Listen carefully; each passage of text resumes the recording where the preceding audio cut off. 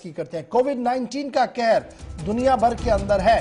कई रियासतों के अंदर ग्राफ बढ़ रहा है। जम्मू कश्मीर के अंदर हालात बेहतर रहे, इसलिए प्रशासन लगातार कोशिशें कर रहा है और लगातार कोशिशों के बावजूद अब खबर यह है कि बुनियादी ज़रूरत यानी कोविड को लेकर जो बुनियादी ज़रूरत की चीज़ें हैं उनके दाम जो है वो आसमान को छू रहे हैं। इधर एडमिनिस्ट्रेशन ने आज भी कई इलाकों को कंटेनमेंट जोन में तब्दील कर दिया है और उन कंटेनमेंट जोन से अब खबर यह है कि सिर्फ रास्ता एक ब्लॉक किया जाता है, बाकी अंदर कौन आएगा और कौन जाएगा किसी को इसकी परवाह तक नहीं है।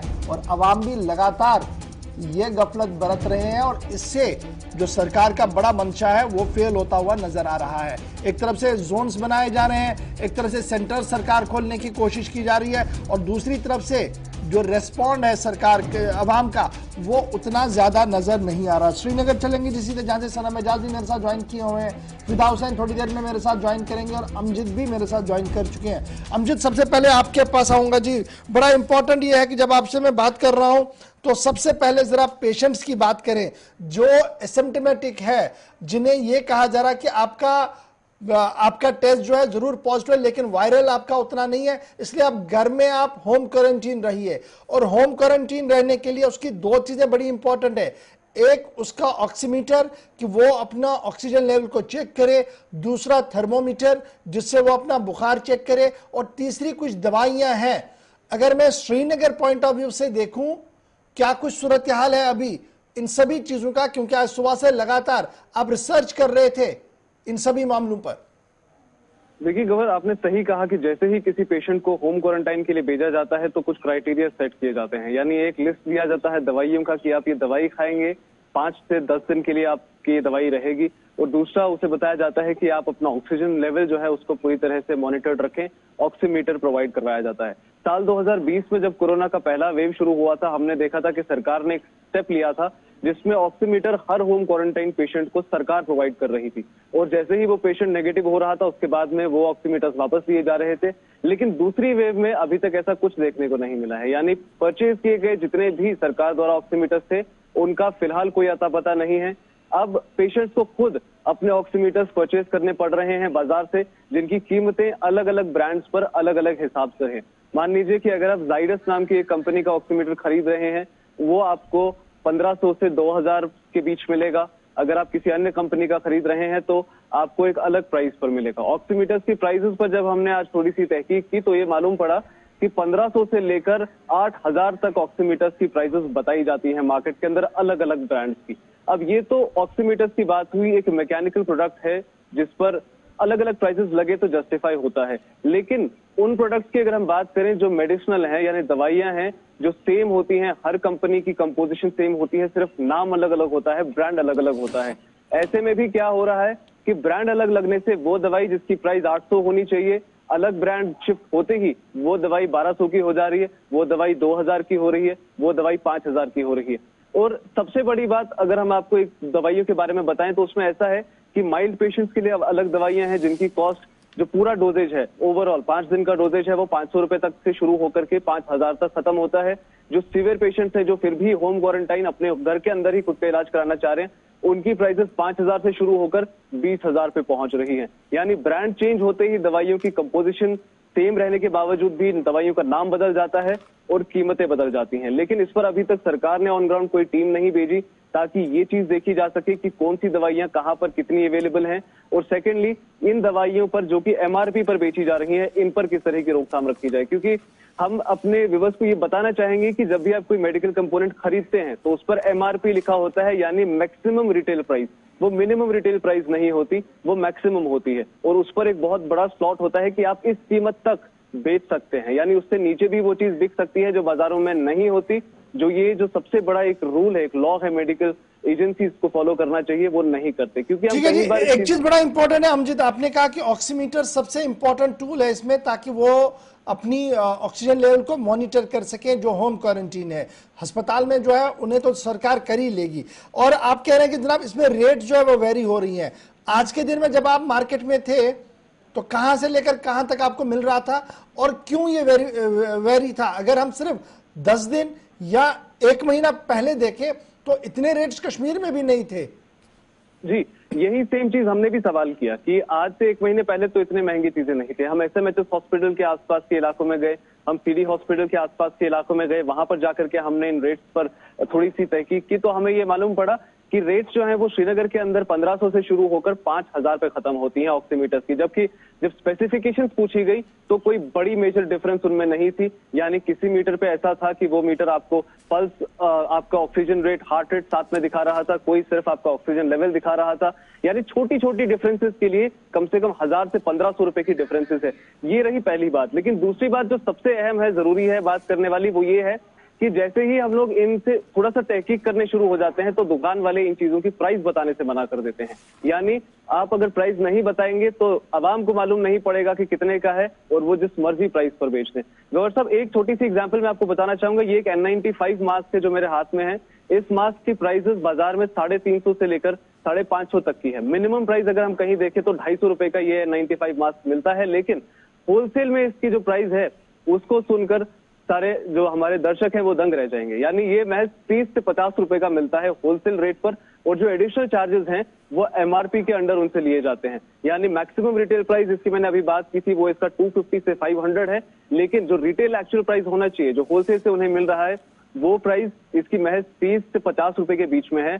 और दूसरी चीज जो सबसे इंपॉर्टेंट है, अब आप जब मास्क की बात करते हैं, मास्क के बाद ऑक्सीमीटर की बात करते हैं, उसके बाद जो सबसे अहम दवाई आजकल मार्केट्स में है उसके बारे में बात करें, अगर रेमडेसिविर मेडिसिन की बात करें जो कोविड पेशेंट्स में बहुत इंपॉर्टेंट है, उस दवाई का लगना, उस इंजेक्शन का मिलना बहुत इंपॉर्टेंट है। लोकल मार्केट्स में कहीं पर भी ये दवाई अवेलेबल नहीं है, क्योंकि कुछ ही डीलर्स हैं जो सरकार को प्रोवाइड कर रहे हैं ये दवाई, सिर्फ उनके पास में ही इस दवाई का अवेलेबिलिटी है। लेकिन जब हम उन डीलर्स के पास भी पहुंचे तो उन्होंने भी उस दवाई की अवेलेबिलिटी से का एक्सेप्ट करने से इनकार कर दिया। यानी उन्होंने साफ मना कर दिया कि हमारे पास ये दवाई अवेलेबल नहीं है।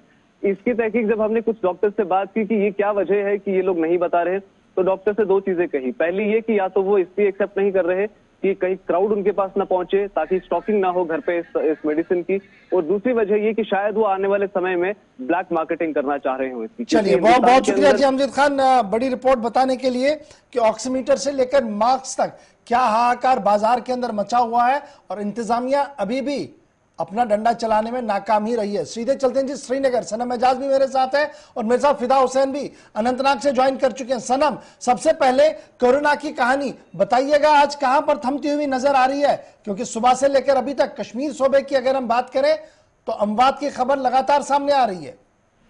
गौर भाई, बिल्कुल 9 अमवात अभी तक कश्मीर वैली में हो चुकी हैं। सुबह सुबह आपको याद होगा हमने रिपोर्ट किया था कि श्रीनगर के सोगरा के अस्पताल से 20 साल के एक बच्ची की मौत वाक़ा हुई है, साल के इलाके की रहने वाली है। उसके फौरन बाद हमने दूसरी खबर जो रिपोर्ट की थी वो काजीगुंड के इलाके की एक खातून थी जिसकी उम्र 50 से 55 के आसपास मालूम हुई थी। फिर तीसरी रिपोर्ट जो है श्रीनगर के ही हबक इलाके की है, जो 65 साल का एक शख्स है जिसकी मौत कोविड से बताया जाता हुई है। और फिर 80 साल का कुलगाम का शख्स भी कोविड की मौत का शिकार हुआ है। 75 साल का भी एक शख्स जो है शोपियां के इलाके का इसकी मौत हुई है। और आपको बताऊं कि लाइन ऑफ कंट्रोल का नजदीकी इलाका टंगदार का अमरोही गांव, वहां के एक शख्स जिसकी उम्र लगभग 65 साल बताई जाती है, उसकी मौत भी कोविड से डॉक्टर बता रहे हैं। और इसी के नजदीक का इलाका दूसरा टंगदार का गांव, ये बिल्कुल पास में करीबन 2 से 2.5 किलोमीटर के फर्क है 2 गाँव में, और दोनों एलओसी के ऊपर लगे हुए गाँव में। यहाँ के भी एक और शख्स की मौत जो है वो 65 साल के शख्स की मौत हुई है। और टंगदार के साथ साथ श्रीनगर के एक गाँव ऊपरी इलाके की यानी छानपुरा के आसपास के इलाके के एक और शख्स की मौत वाक़ा हुई है जिसकी उम्र लगभग 60 साल की है। 2-3 बातें इसमें आज की इसमें अमवात में 2 बातें बहुत ही हैरान कुन है। एक तो 20 साल बच्ची की मौत का वाक़ा होना, ये अपने डॉक्टर्स बता रहे थे कि नौजवानों को भी ले रहा है ये।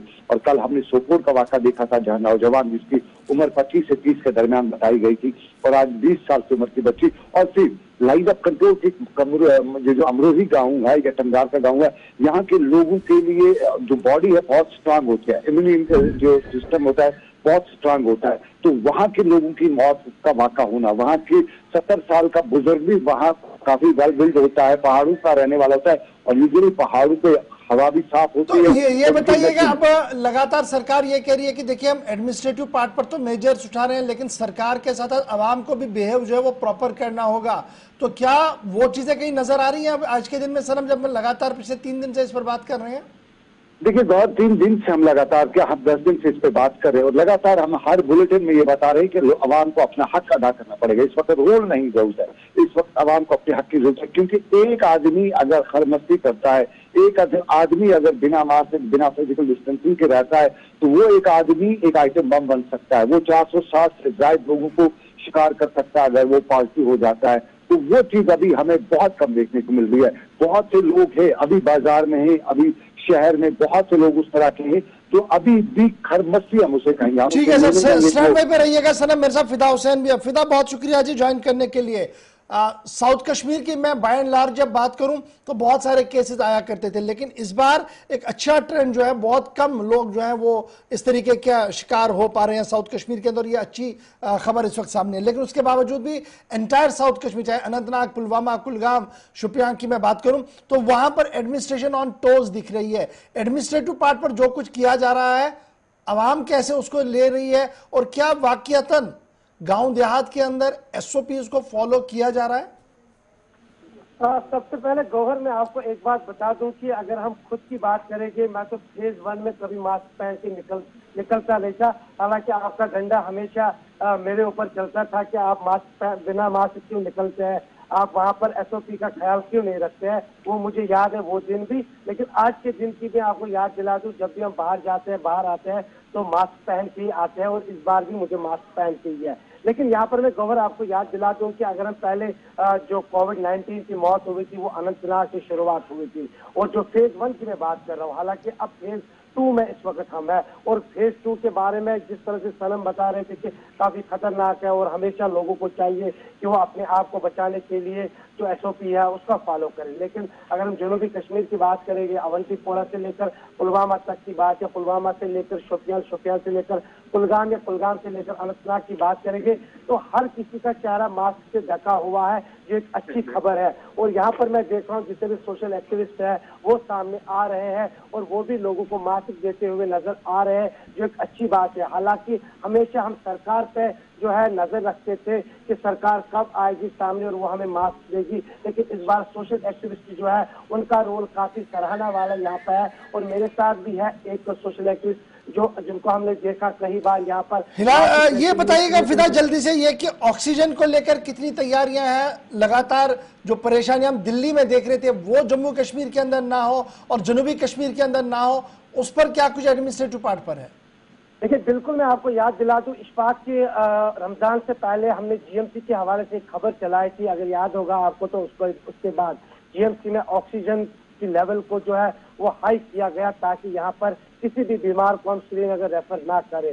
और ये एक अच्छी बात है जनूबी कश्मीर का, पूरे अनंतनाग, और अगर हम एंटायर बानीहाल की बात करेंगे, क्योंकि बानीहाल से भी यहाँ पे काफी ज्यादा मरीज आते हैं। और इस वक्त जनूबी कश्मीर में ऑक्सीजन की जहाँ तक बात है तो हर तरफ से जब भी हमने बात की, चाहे वो डिप्टी कमिश्नर हो, चाहे वो चीफ मेडिकल ऑफिसर हो, तो वो यही भरोसा दिलाते हुए नजर आ रहे हैं कि यहाँ पर ऑक्सीजन की कमी हम होने नहीं देंगे। इशफाक यहाँ पर मेरे साथ है, एक जो सोशल एक्टिविस्ट है जो काफी ज्यादा काम करे यहाँ पे। हालांकि इनको बुलाने की जरूरत नहीं थी, लेकिन यहाँ पर हमने इनको इसीलिए दावत दी है वो आए और बताए कि क्या वो आगे भी जारी रखेंगे लोगों को मास्क देने में, सैनिटाइजर देने में, और लोगों को समझाते हुए भी नजर आते हैं। जी खैर मकदम है आपका, थोड़ा सा ये बताएं क्या आप ये पहल को आगे भी जारी रखेंगे? देखो, शुक्रिया फिदा भाई आपका, आपने बुलाया इस प्रोग्राम में। तो सबसे पहले आपके सभी व्यूअर्स को मेरा अस्सलाम वालेकुम वरहमतुल्लाहि वबरकातुहू। देखो, ये जो फर्स्ट वेव जो कोविड की थी वो हम इतना सीरियस नहीं देख रहे थे, लेकिन जो सेकंड वेव अभी स्टार्ट हुई है कुछ दिनों से पहले, बहुत बुरी हालत है। मतलब अगर हम मेट्रो स्ट्रीट की बात करें, दिल्ली की बात करें, मुंबई की बात करें, हालत बहुत खराब है। और इसी वही देखते हुए कि जो वहाँ का हेल्थ इंफ्रास्ट्रक्चर है वो बहुत ऊपर है, लेकिन जो हमारे जम्मू कश्मीर का हेल्थ इंफ्रास्ट्रक्चर है वो बहुत नीचे है। तो इस वजह से हमने ये सिर्फ गवर्नर इंतजामिया से हम ये नहीं बोलना चाहेंगे कि ये सिर्फ एडमिनिस्ट्रेशन का काम है, ये हम लोकल जो हम यहाँ पे सोशल एक्टिविस्ट है, पॉलिटिकल एक्टिविस्ट है, हमारा भी काम है सोसाइटी को कुछ देना। हमने ये शुरुआत करी है कि हमने एक प्रोग्राम यहाँ पे चलाया कि हम जितने भी लोगों को यहाँ पे मास्क की जरूरत है, सैनिटाइजर की जरूरत है, ऑक्सीजन की जरूरत है। बहुत बहुत शुक्रिया जी हमारे साथ ज्वाइन करने के लिए।